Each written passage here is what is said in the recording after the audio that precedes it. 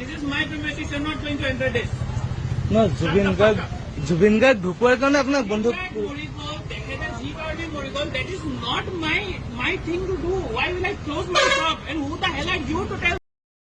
Hello guys. আজি এটা ৰেণ্ডিত পুতেকক লৈ আহিছোঁ।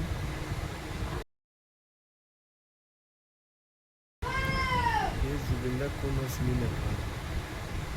মাৰ্কছতো সি জুবিনক চিনি নাপায় বুলি। You're not going to enter this. No, Zubin Garg ঢুকোৱাৰ কাৰণে আপোনাক বন্ধ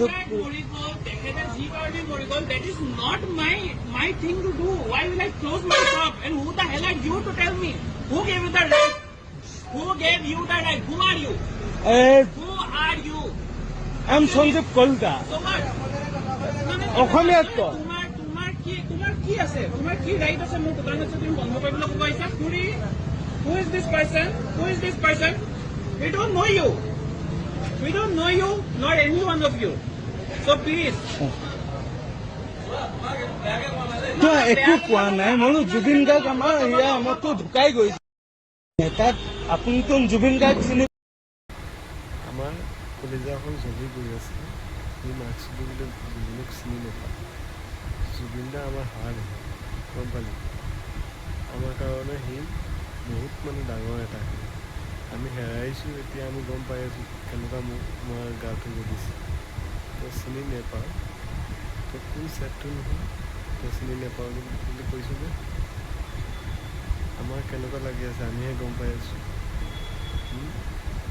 জুবিন দা আজি আমাৰ মাজত নাই আমাৰ কেনেকুৱা দুখ লাগিছে আমিহে গম পাইছোঁ এনেকুৱা লাগিছে কিবা এটা আমি হেৰাই নেকি এনেকুৱা লাগিছে আৰু তই মাৰ্কছটো যেন কৈ আছ যেন জুবিন দাক চিনি নাপাওঁ তই কোন চেটটোনো তই চিনি নাপাওঁ যে অসমৰ সৰু ল'ৰা ছোৱালীকেইটাক সুধিবিচোন সিও গম পায় এই যেন জুবিন দা বুলি গায়ক গম পালিনে তই চিনি নাপাওঁ যে তই কোন চেটটোনে মাৰ্কছটো তই জুবিনে য'ত হিচাপ কৰে সেইখনৰ অকাত আছে জানো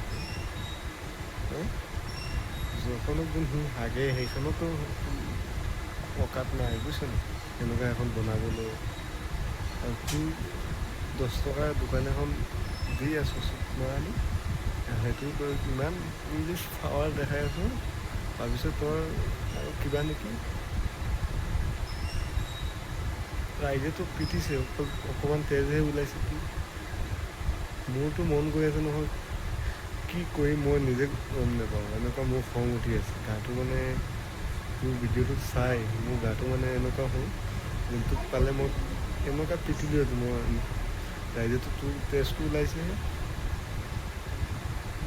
বেহুচ বনাই দিলোঁ এতিয়া বুজিছ নে এনেকুৱা পিটিলোঁ এতিয়া তোৰ ভাগ্যটো ভাল বাৰু প্ৰশাসনক ধন্যবাদ জ্ঞাপন কৰিছোঁ যেন তাক এৰেষ্ট কৰিছে বুলি মনত তথাপি এটা শান্তি আহিছে যেন চুট মাৰ মৃত্যুক এৰেষ্ট কৰিছে বুলি শুনা পায় আকৌ ভিডিঅ' এটা পালোঁ যেন এৰেষ্ট কৰিছে সেইটো কাৰণে মই অসম চৰকাৰকো ধন্যবাদ জ্ঞাপন কৰিছোঁ যেন তাক এৰেষ্ট কৰাৰ কাৰণে